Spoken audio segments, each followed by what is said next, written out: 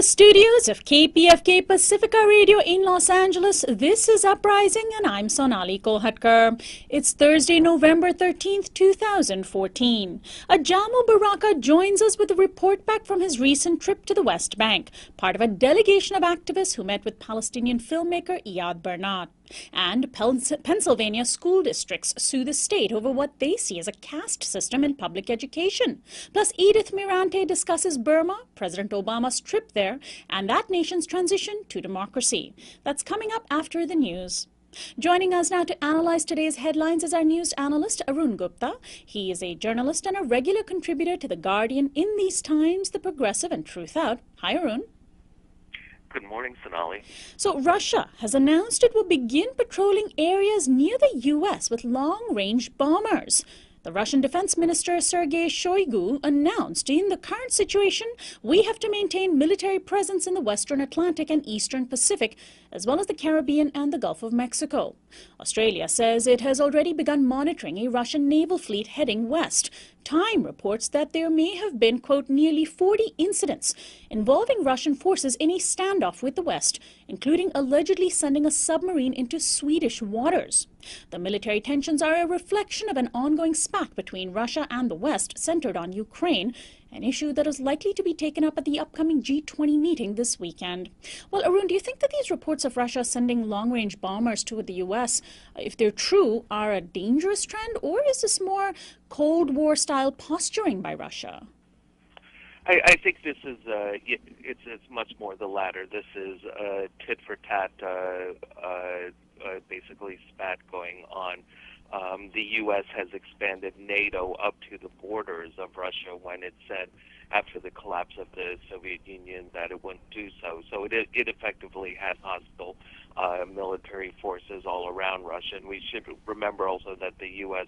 actually put nuclear missiles near Russia. That's what sparked the Cuban Missile Crisis, or near the Soviet Union, rather. And allegedly, General Curtis LeMay, the head of the Strategic Air Command, would send nuclear-equipped bombers over the Soviet Union to try to provoke them so that he could unleash nuclear weapons. He was the subject. He became the subject for Dr. Strangelove. So the U.S. has always been extremely hostile towards the Soviet Union, and we should see Russia's moves in light of that. Right. Now, just over a week after the midterm elections, the lame duck Congress is taking up an issue that has proven to be very unpopular with the public, and that is approval of the Keystone XL pipeline. Both chambers of Congress have taken up bills to approve the pipeline, sponsored by rival Senate candidates in the key oil and gas-rich state of Louisiana. Democratic Senator Mary Landrieu sponsored the Senate version of the bill, while Republican House member Bill Cassidy, who ran against Landrieu for her Senate seat last week and faces her in a runoff, sponsored the House version of the bill. President Obama has expressed disapproval of the timing of the bills and could wield his veto if the bills pass. Now, Arun, does the fact that two candidates from opposing parties are agreeing on this extremely important fossil fuel initiative just indicate how aligned they are on this? Very much so.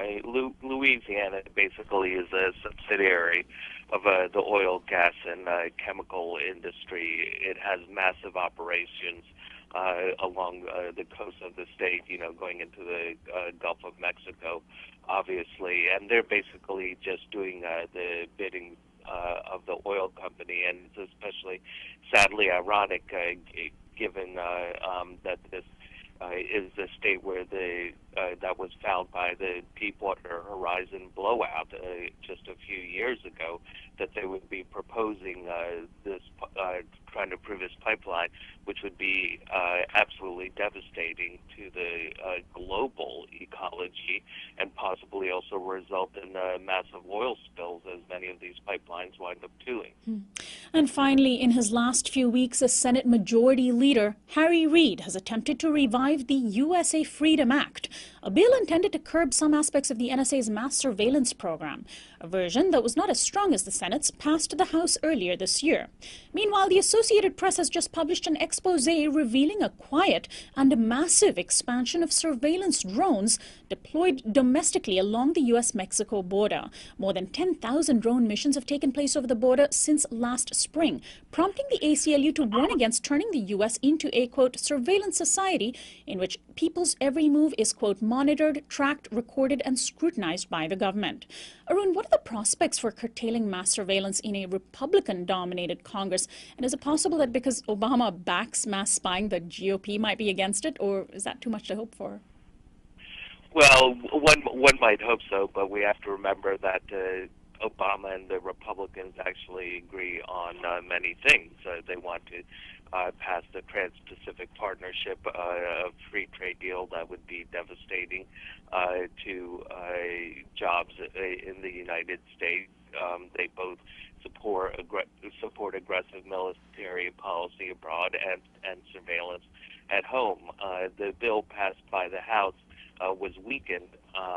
The original proposal was weakened by the Obama administration, and the House was already controlled by the Republicans. So there we can see the fact that they actually do agree on this, and a lot of civil liberties and privacy groups withdrew their support once the Obama administration succeeded in weakening it. So I think real reforms have a dim chance at best. Arun Gupta, always a pleasure to have you on. Thank you so much for joining us. We'll talk to you next week. Thank you. My guest, Arun Gupta, is a journalist and a regular contributor to The Guardian, In These Times, The Progressive, and Truth Out. This is Uprising. When we come back, we'll speak with Ajamu Baraka. He's just returned from the occupied territories, and he'll tell us what he experienced there. Stay tuned.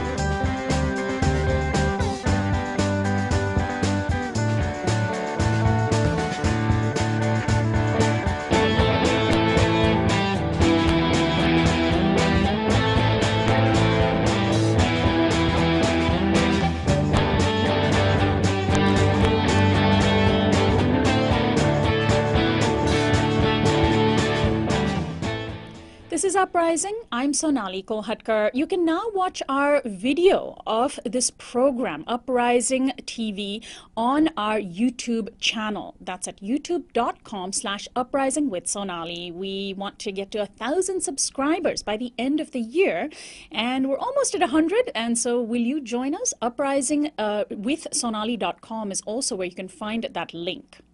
Now, violence in the occupied West Bank flared this week, with Israeli settlers setting fire to a mosque in Ramallah. The attack has taken place in the context of Israel's provocation in East Jerusalem around the Al-Aqsa Mosque, where clashes between Israeli forces and Palestinian protesters have taken place. Israeli police shot and killed a West Bank man earlier this week after 2 Israelis were fatally stabbed by Palestinians. Earlier this month, a delegation of international activists paid a visit to the West Bank, specifically the village of Bilin. The Interfaith Peace Builders 2014 African Heritage Delegation was led on a tour of the region by famed Palestinian filmmaker Iyad Barnat, best known for his Academy Award-nominated documentary 5 Broken Cameras. While there, the delegation faced a tear gas attack by Israeli forces. Well, one of the delegates was my guest, Ajamu Baraka. He's a fellow at the Institute for Policy Studies and a foreign policy expert. Welcome to Uprising, Ajamu. And we're going to try to get Ajamu's audio fixed right there. But just a quick reminder again, we are going to speak with Ajamu Baraka, who is a fellow at the Institute for Policy Studies, a foreign policy expert. So he just returned along with a delegation to the West Bank, where he visited the village of Bilin. And there, he and his fellow delegates met with Iyad Barnat, a Palestinian filmmaker, and they toured the area, getting a first-hand view of what Palestinians go through on a daily basis, getting a tour of the so-called separation wall, as well as, which is what Palestinians refer to as the apartheid wall. During that time, they were fired upon by Israeli forces who used tear gas. While no one was hurt during the incident, Palestinians have experienced such incidents on a regular basis, and in fact some have even died from it. Now, all of this is happening in the context of tensions in East Jerusalem with the Al-Aqsa Mosque, which is considered one of the holiest sites for Muslims, being attacked by Israel. It looks like we have Ajamu back with us. Can you hear us, Ajamu? Yes, I can. So let's first talk about why you went to the West Bank and why you and your fellow delegates went all the way to the other part of the world to see what was happening there. Well, we had an interest in what's happening in Israel, Palestine. We thought it was very important for an African-American delegation to travel to that part of the world to see directly the realities on the ground in Israel, Palestine, especially in response to what we know is a systematic campaign on the part of some very powerful Israeli elements in the U.S. who have been targeting African-American communities, in particular African-American students, exposing them to the Israeli narrative, the Israeli perspective, and developing a pretty consistently growing base of support for Israel. So this was an attempt to provide a critical mass of people to counter that influence. So when you were in Berlin, Israeli forces fired tear gas on you and your colleagues. Here's a clip of a recording taken at the time. Wow, we are getting tear gas. What? We're getting tear gas right now. Gas right now. Be careful because they're flying this way. They're coming this way. Videotape that. We got gassed. We weren't doing anything. We're at the wall standing there. It was a total show of force and power and dominance, and we had to run away. Come on. Come on. Let's go.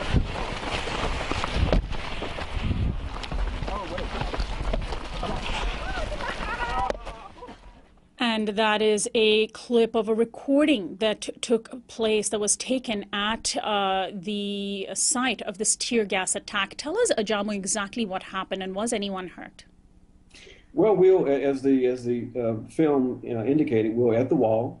We weren't chatting. We were basically just being shown the wall, the site of this courageous attempt by the village to try to prevent the wall being built. And we were actually getting ready to leave. And we're talking about a delegation of about 14 people. 6 people are over 60 years old. We didn't see any Israeli military. We saw a Jeep for a second, but out of nowhere, with no provocation, no warning, we looked up and we had gas being shot at us, which meant we had to run, because what they did, they shot the gas behind us so that we'll have to run through the gas in order to get to our vehicles. Luckily, no one was hurt. There were a lot of burning eyes and skin and throat, but it was just a small introduction to the kinds of realities that Palestinians face, and in particular Palestinians in that village face almost on a daily basis. And tear gas is supposed to be a non-lethal form of weaponry, but does it on occasion kill people?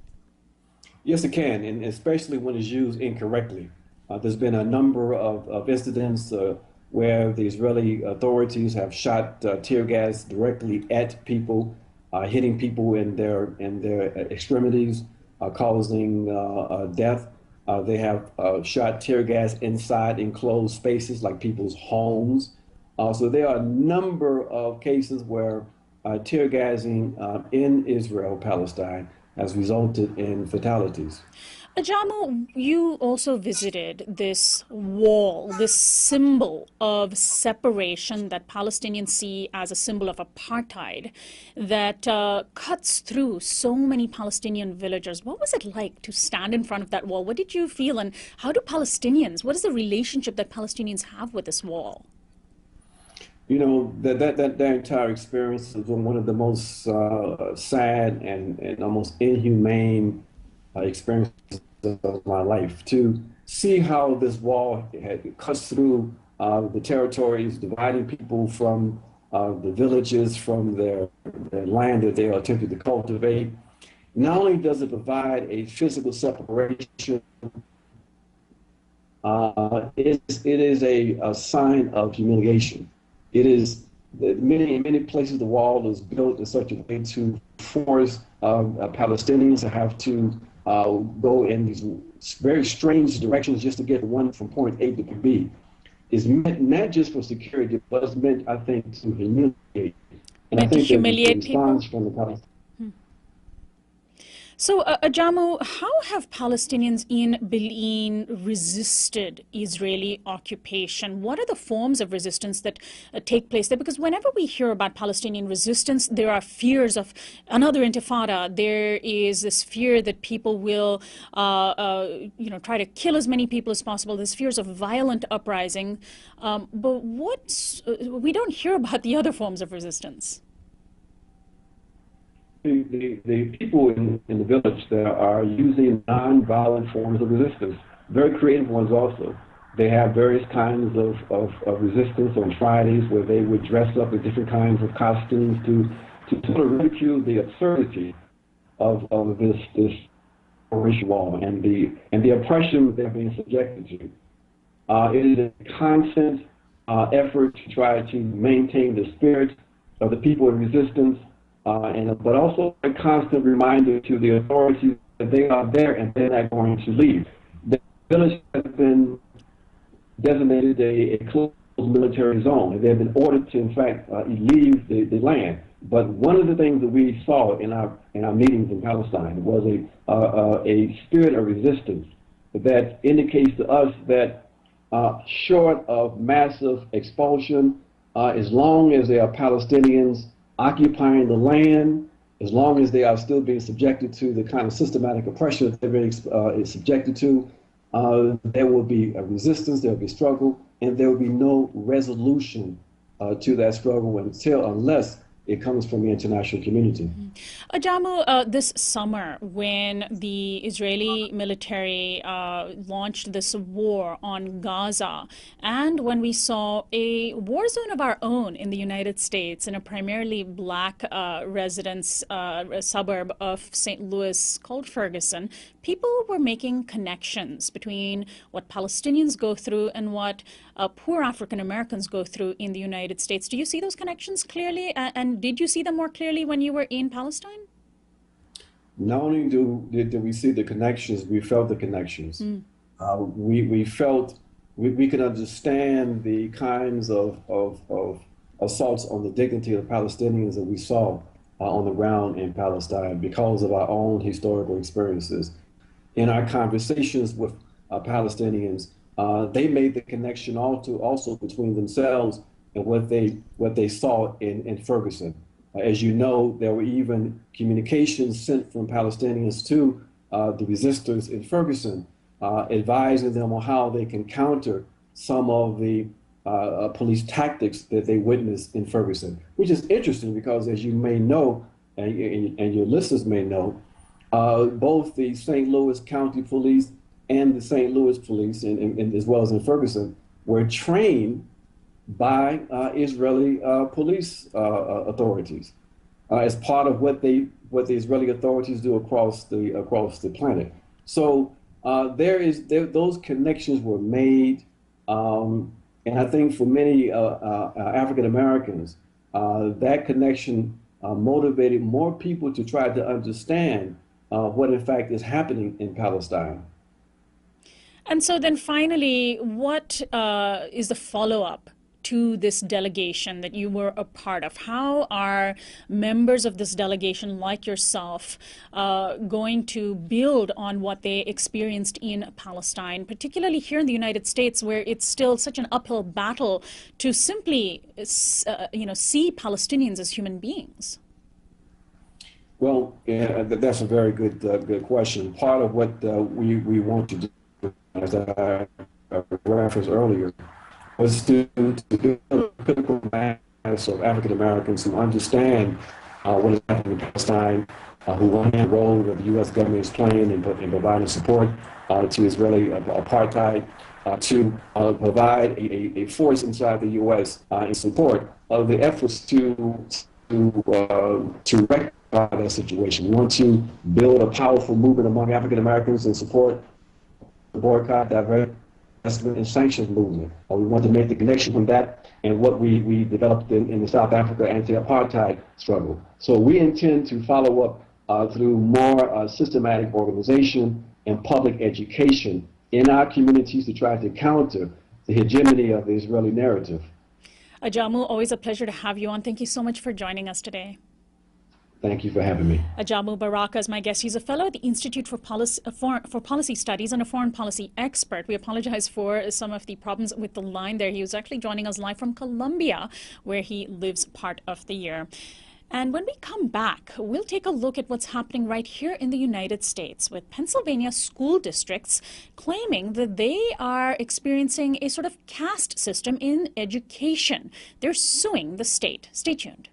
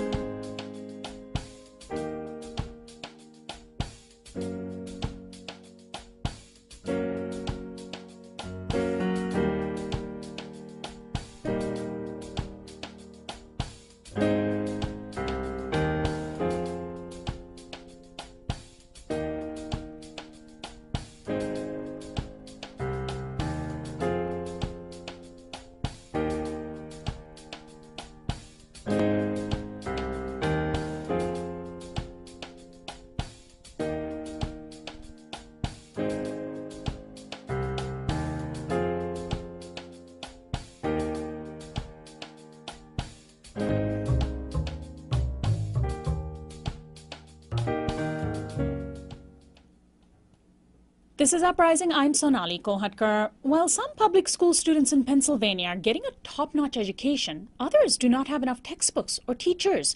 Some even lack working bathrooms.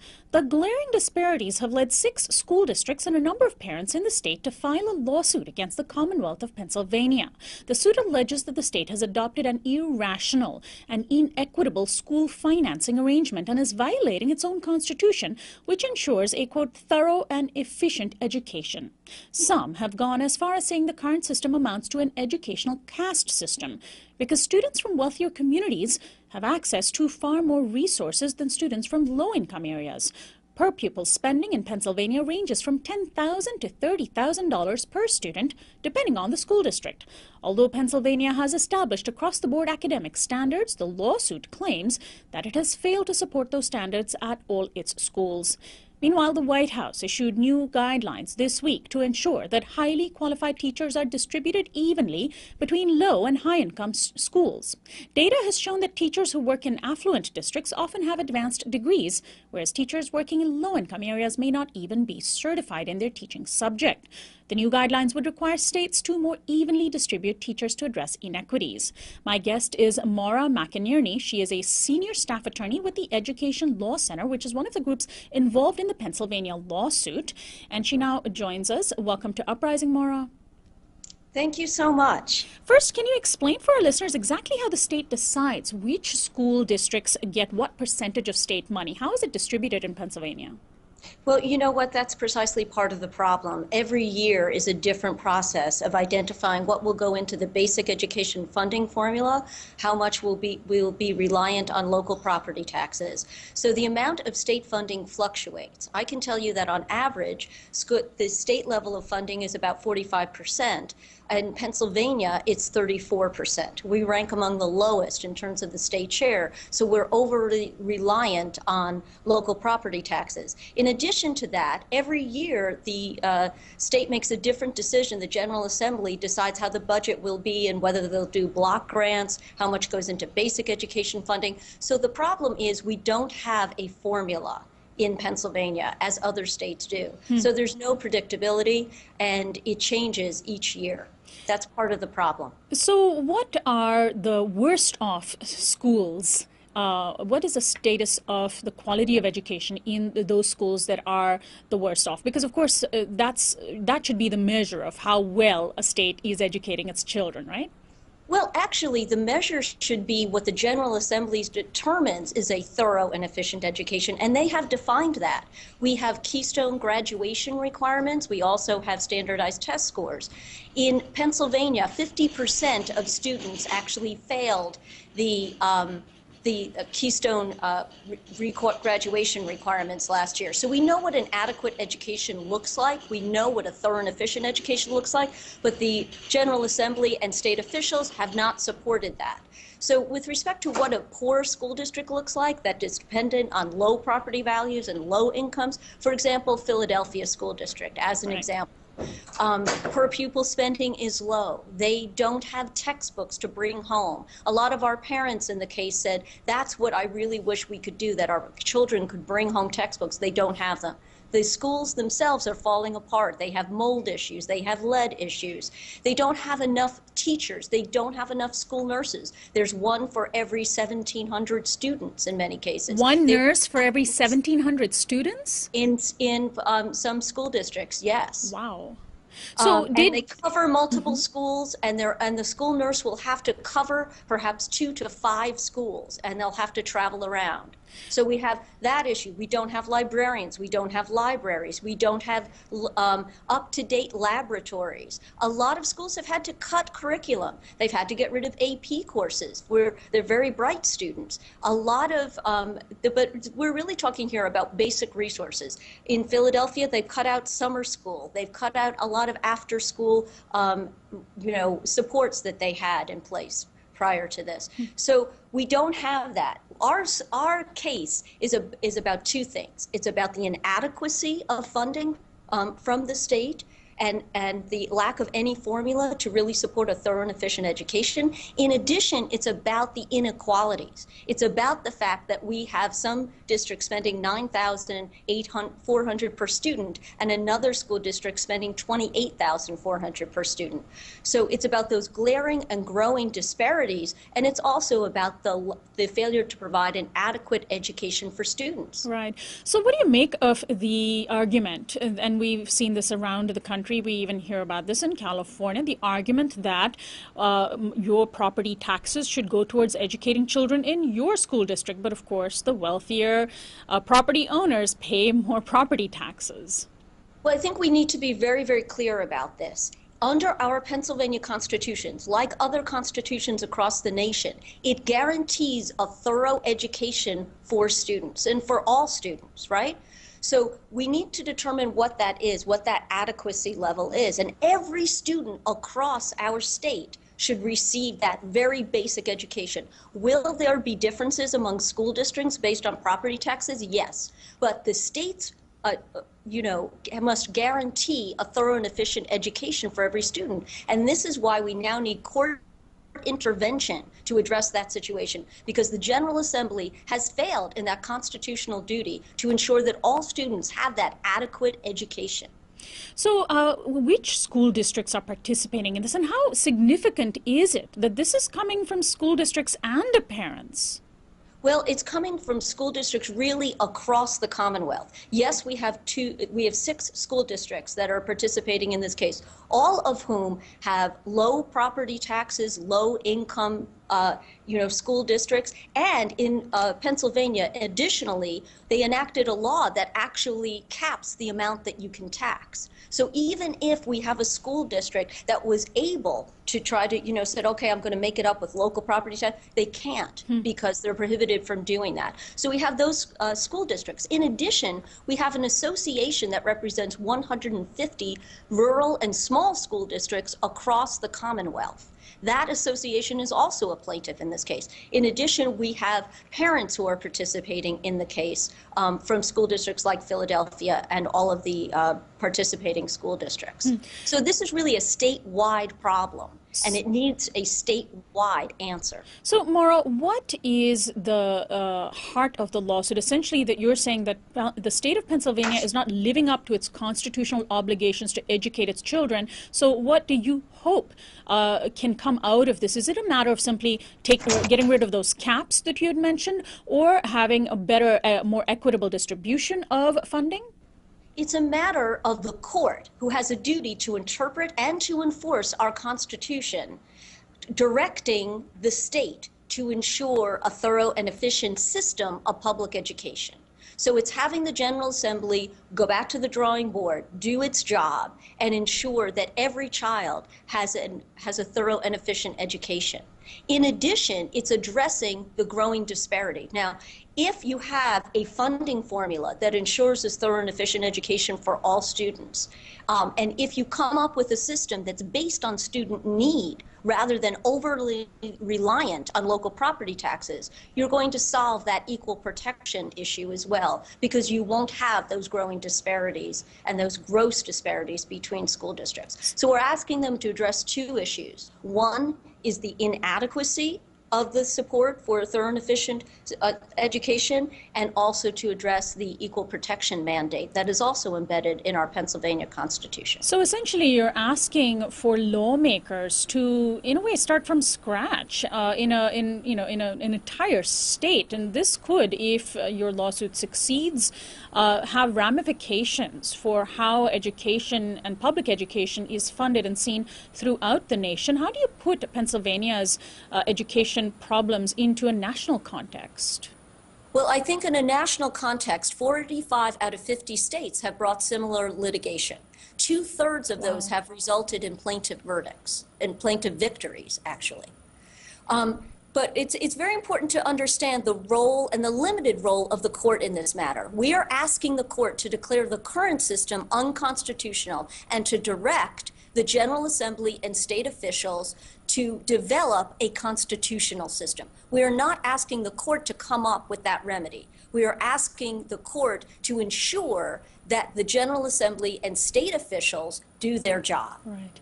And how, in the meantime, are children and parents coping? Because when you take away after-school programs, when you take away summer school, parents who are working to put food on the table have fewer and fewer options. There's an issue, sort of a long-term issue of public safety, and then there's also a long-term issue of the well-being of children and their future.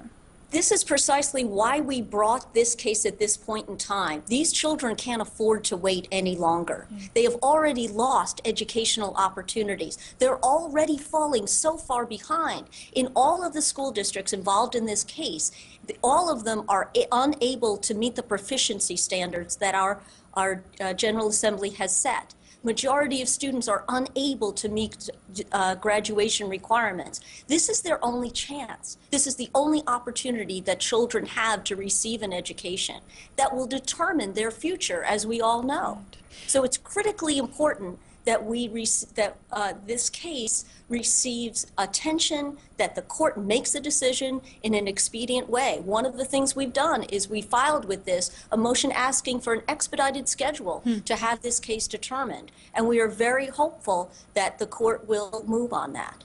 Well, we'll certainly watch this story as it progresses. Maura, I want to thank you very much for joining us today. Thank you so much. My guest is Maura McInerney. She is a senior staff attorney with the Education Law Center in Pennsylvania, one of the many groups that are involved in a major lawsuit that has brought together 6 school districts in Pennsylvania, calling on the courts to ask the state to live up to its educational obligations to children. This is Uprising. When we come back, we'll take a look at what's happening in Burma as President Obama visits East Asia this week.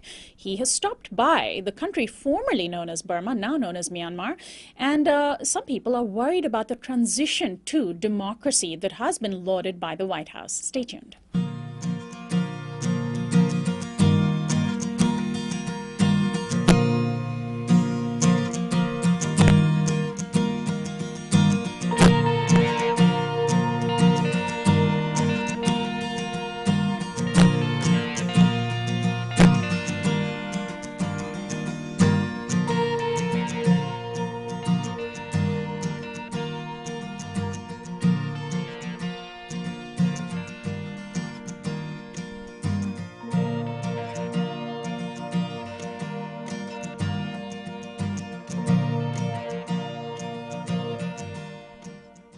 This is Uprising. I'm Sonali Kolhatkar. Please subscribe to our YouTube channel where you can watch episodes of Uprising every day. We're at youtube.com/uprising with Sonali. As part of President Obama's week-long trip to East Asia, he stopped by the state formerly known as Burma. 2 years ago, during his last visit, Obama strengthened ties between the two nations, pledging support for a transition to democracy. Myanmar, as it's now officially known, was ruled by a military junta for decades. Democracy leader Aung San Suu Kyi, who won the Nobel Peace Prize, was under house arrest after decades of condemnation by human rights groups and a budding civilian-led movement for democracy. Myanmar's military regime softened its position and accepted a transfer to a civilian government, which is headed by President Thein Sein. But now, 2 years later, the project of democratizing the nation has been somewhat derailed. In particular, mistreatment of Burma's minorities seems to have only escalated. More than 100,000 members of the Rohingya Muslim minority have fled their homes in the western part of the primarily Buddhist country. And in the northern part of the country, the Christian Kachin minority has reported systemic killings, rapes, torture, and indentured servitude at the hands of the army. Even Aung San Suu Kyi, who is now free and politically active, denounced the slow pace of reforms, pointing in particular to what she called an overly optimistic assessment by the U.S. of Myanmar's transition. My guest is Edith Mirante. She's the director of Project Mage, a group that distributes information about Burma. She's also the author of a new book called The Wind in the Bamboo, a journey in search of Asia's Negrito indigenous peoples. Welcome to Uprising, Edith. Thank you, Sonali. Good morning. Good morning, and thanks so much for joining us. Well, first, can you explain to our listeners what happened 3 years ago that led President Obama to be so overly optimistic, as Aung San Suu Kyi has said, about the transition to democracy? Burma had been under military rule for decades. And so why was this transition something that was so abruptly possible 3 years ago? Well, oddly enough, Burma in many ways still is under military rule. They have a parliamentary system, but 25% of the seats in the parliament are reserved for active military members. And many of the other seats in the parliament belong to former military members, including the President Thein Sein and many other important figures in the country. So there is still a military dominant culture in politics in the country. However, there has been a big opening up of civil society. There is a parliament which does function in many ways. So there have been many important changes and reforms. But as Aung San Suu Kyi and the UN rapporteur for Burma have mentioned recently, those reforms seem to have really kind of ground to a halt early last year, early 2013. And some people think it's because the military already has everything they wanted out of it, that they've gotten a huge amount of foreign investment, a huge amount of credibility with the world, and that's fine with them. So whatever else is happening in the country, that can be kind of conveniently ignored by their government and other governments. So what was actually promised as part of the reforms, particularly with respect to Burma's minority communities? Was there a greater acceptance or some kind of political representation, an end to the state violence aimed at these communities, or were they sort of left out of the equation? Well, the power elite, the military elite in the country doesn't make many promises. They have had an ongoing project of ceasefire talks with ethnic groups which had been in active armed rebellion, but never really on a broad scale, a really respectful political dialogue. It's all been sort of piece by piece. Interestingly, last week, there actually was a one-day meeting between all the major powers, from President Thein Sein, the Speaker of the Parliament, Shwe Man, Aung San Suu Kyi, and representatives of the big ethnic alliances. It was a one-day meeting. It may have just been an effort to impress President Obama with their sincerity. It was called rather suddenly, but it might possibly point the way towards constitutional reform, which would make the parliament more really representative of the country, and perhaps a broader ceasefire agreement for the country. So 2 years ago, President Obama and then Secretary of State Hillary Clinton went to Myanmar and met with leaders there, including Aung San Suu Kyi. At the time, it was an emotional visit. At that point, what was it too soon for the United States, for President Obama, to be able to sort of showcase Myanmar as something that the U.S. could be positively involved in and peacefully transition this government to join other democracies? Well, there is a little bit of a sense that it was commerce driven, Right. especially as it's developed over the last couple of years. So now we have KFC going into Burma. So the U.S. is really showing their flag with the fast food. Because, right? of course, capitalism equates democracy to our power elite. That's The free market, Right. yes. And ConocoPhillips, one of our big petroleum companies, has now started an investment. And of course, Chevron has been there all along. So the declaring victory was a bit premature. There have been terrible, terrible things. As you mentioned, the near genocide conditions, the apartheid of the Rohingya people in Western Burma especially, has been terribly, terribly dangerous and continues to be so.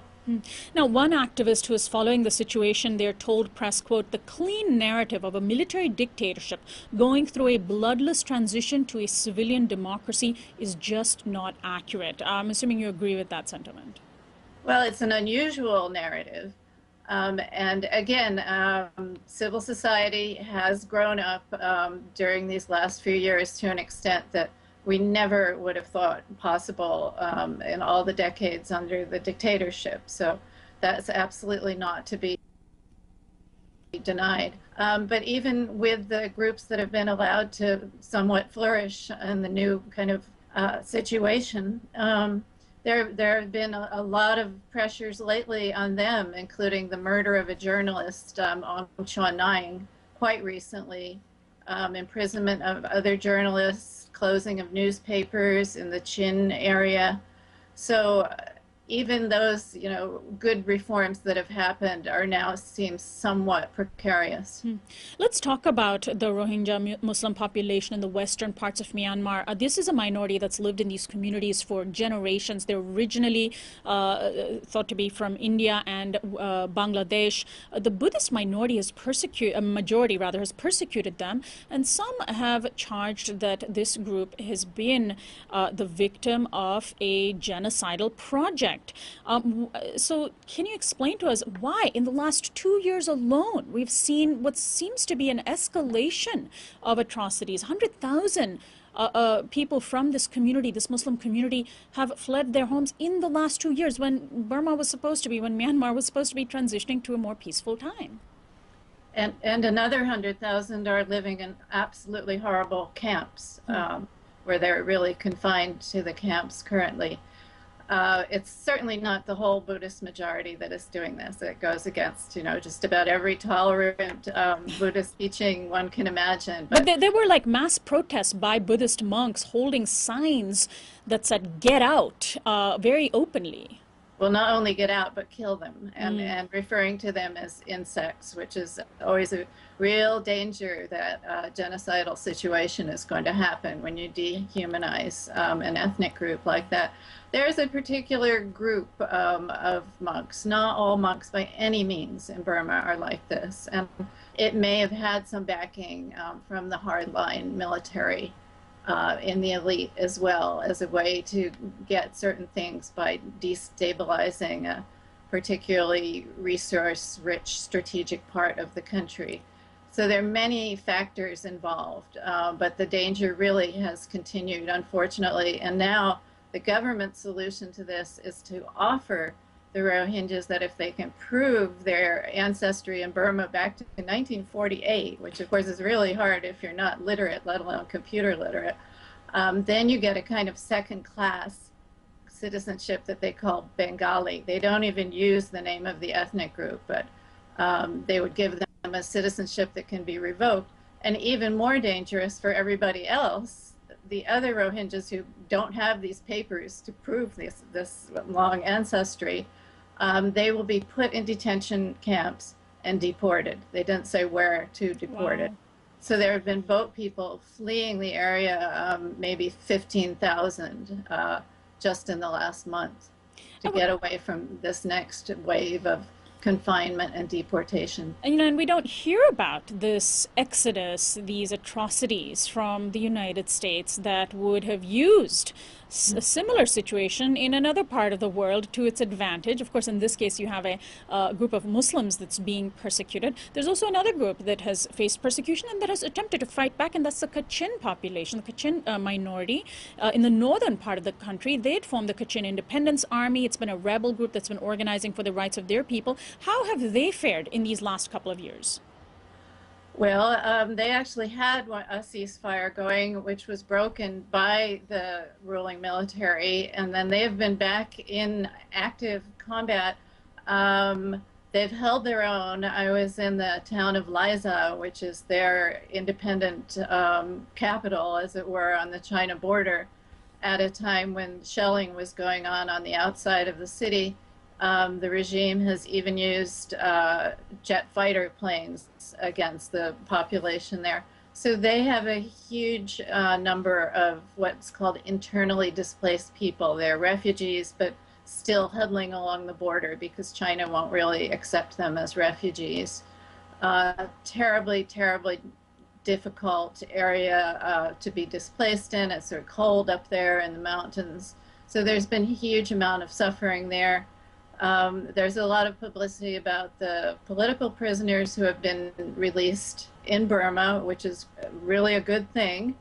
But on the other hand, in that area, among the Kachins, there are people like Brong Yang and Lapai Gum who have been terribly tortured and kept as really political prisoners. So it's an ongoing situation and also very dangerous for women. The rate of rapes.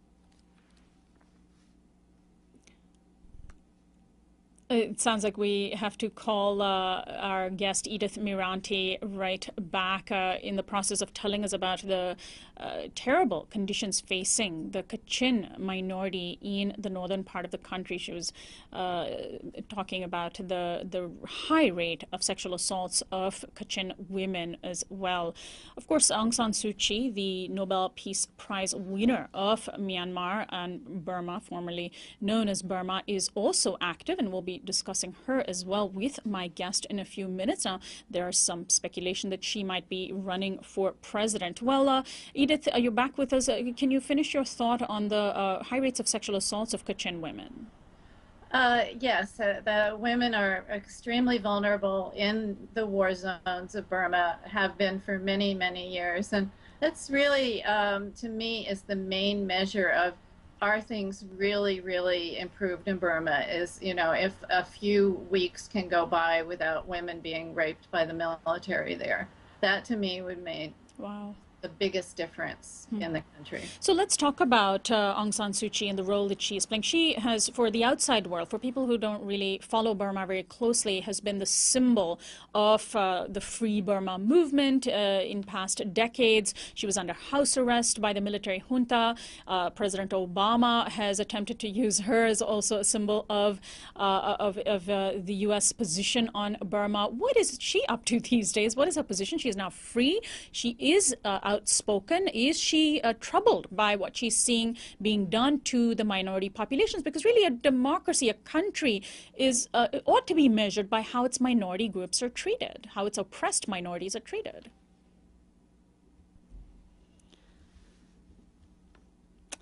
And we're going to try to get Edith back on. We do apologize for these technical difficulties. She's joining us via video chat, and we're going to try to bring her back on the program with us. So let me take this opportunity to remind you that you are listening to and watching Uprising, produced out of KPFK Pacifica Radio in Southern California, also broadcasting on KPFA in Berkeley and on Free Speech TV as a TV program. And you can get us every day at 3 p.m. Pacific Time, 6 p.m. Eastern, wherever you have Free Speech TV, including Dish Network and DirecTV, also streaming online at freespeech.org and also on our YouTube channel at youtube.com/uprising with Sonali. So the transition, the democracy transition that Burma is undergoing is something that people like my guest Edith Mirante have been following very closely. The situation is certainly not perfect, but there have been some opening up of civil society. However, atrocities against minority communities has only escalated, and it remains to be seen what the future holds and also what the United States relationship to Myanmar will be in the coming years as the U.S. uses that country to, in a way, showcase its position in East Asia. Burma is also a very strategic country when it comes to China. It looks like we have Edith back on with us. Edith, in the last few minutes of our conversation, you were talking about Aung San Suu Kyi. Yeah, she has not been as outspoken as one would certainly hope, particularly someone who stood for human rights in the whole eyes of the world. She really has not spoken out for the Rohingya people at all and has not been proactive, as far as anyone can tell, about the war in the Kachin area. She has spoken for what she calls the rule of law, constitutional reform, and she seems to feel that that framework is needed before one can address any of the other problems. However, it does seem like she could stand up for the women of Burma's many different ethnic groups much more than she has. There's actually a law pending that would ban Buddhist women from marrying men from another religion. Well, it's not banned. They would have to get permission from quite a lot of people to do so. Which is really rather demeaning of women and their right to choose whoever they wish, and was started by these extremist Buddhist monks. So there are a lot of broader human rights topics in the country that unfortunately people look to Aung San Suu Kyi to address, and she has not addressed them. She has really avoided them. So President Obama will be meeting with her on Friday. And I know the Rohingya situation will be discussed at that meeting. So let's talk about what's at stake financially. You mentioned that earlier, and it's, I think, a fitting place for us to wrap up our conversation is what is at stake financially? What does Myanmar represent for U.S. companies? It's not really necessarily very high up in the list of places that the U.S. sees necessarily some sort of strategic step, but it is in China's backyard. Does that make it a particularly important place? Well, it is resource rich. So over the years of dictatorship and now the sort of hybrid that there is now, there has been foreign investment constantly in resource extraction, petroleum, mining. Burma has been logged into splinters by foreign companies from China, from Thailand. And the U.S. involvement, it's a new market. There is a lot the U.S. could certainly do in terms of helping infrastructure, alternative energy, all sorts of important ventures that could take place. But right now, a lot of it does seem to be a bit of a rivalry over petroleum with China. And then finally, tell us about your new book, The Wind in the Bamboo. And the subtitle to this book is A Journey in Search of Asia's Negrito Indigenous Peoples. Who are these indigenous peoples? These are some of the people of the most ancient ancestry in Asia. I'd heard of people who have darker skin and curlier hair who lived deep in the forests of Asia, in the Philippines, Malaysia, and some small islands off the coast of Burma and India, and was always sort of intrigued by them and found that they are actual real people, indigenous people surviving today and dealing with many of these same issues of mining companies, deforestation of their land, just the basic human rights to the land that you live on, that your ancestors have lived on. So I went and visited them where they live and have written a book about those journeys and their struggles in current times. Well, Edith Mirante, what do you hope for Burma's future finally as President Obama meets with Aung San Suu Kyi and as a budding international movement around the sort of Free Burma project is also watching the situation closely? Well, of course, both Obama and Aung San Suu Kyi have lived with messages of hope. It's interesting now Aung San Suu Kyi said the U.S. was overly optimistic, but I think people in Burma are realistic about what can happen. But at this point, really want a push for much more reform. And reform not just, of course, of the financial sector, but of civil society and of protection of minorities. And of course, shouldn't China, countries like China and India also be part of this conversation? Absolutely. China is a very, very important player. So it's not just a question of hydroelectric dams and KFC coming into the country. There are a lot more important issues of environmental protection, land rights protection, and basic human rights for people of different religions and cultures. Edith Mirante, I want to thank you so much for joining us today and shedding light on some of these issues that we are not seeing being covered in the media as President Obama travels to Myanmar. Thanks so much. Thank you, Sonali. My guest, Edith Mirante, is the director of Project Mage, a group that distributes information about Burma. She's also the author of a new book, The Wind in the Bamboo, A Journey in Search of Asia's Negrito Indigenous Peoples. This is Uprising. Bipasha Shom is our producer and our program director. Darren White is our research intern. Christian Beck is our production intern.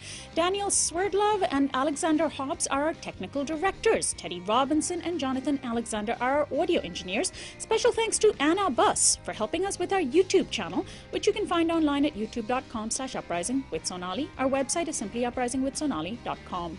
Our theme music is by Quetzal. I'm Sonali Kolhatkar, host and executive producer of Uprising. I'll see you tomorrow.